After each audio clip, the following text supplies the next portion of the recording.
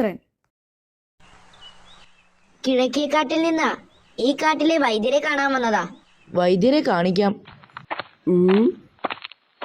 ഓരോ സൂത്രം ഇത് ഞാനാ.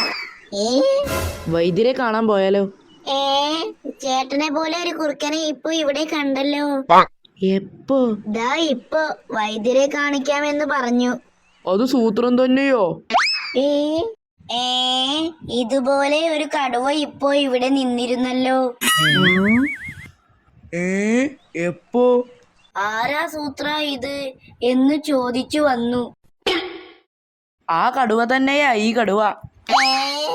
പിന്നെ അതുപോലൊരു കുറുക്കൻ. ഇതിപ്പോ മൂന്നാമത്തെ കുറുക്കനാ ഇതേ ചായയിൽ.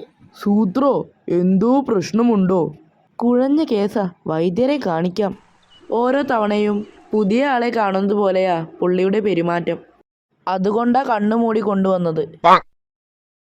മനസ്സിലായി, ഇതൊരു അപൂർവ അസുഖമാ. ആരെ കണ്ടാലും പുതിയ ആളെന്നേ ഇവർക്ക് തോന്നൂ. പക്ഷേ മുൻപ് കണ്ടതൊക്കെ ഓർമ്മയും ഉണ്ടാവുകയും ചെയ്യും. നോക്കട്ടെ, കണ്ണു തുറന്നോളൂ. ഇതാണോ വൈദ്യര്?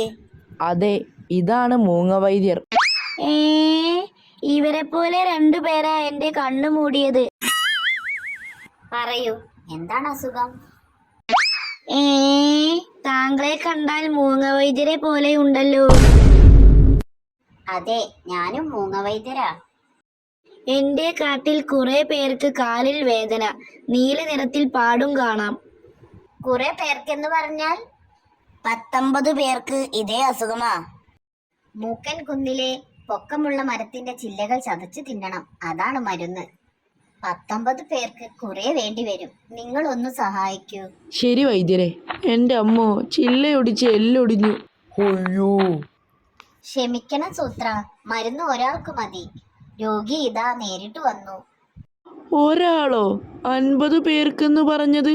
ഇവനല്ലേ പറഞ്ഞത്? ഇവൻ എന്റെ അയൽക്കാരനാ. എന്നെ തന്നെയാ ഇവൻ 50 തവണ കണ്ടത്. ഇതുപോലെ 2 പേര് നേരത്തെ ഇവിടെ.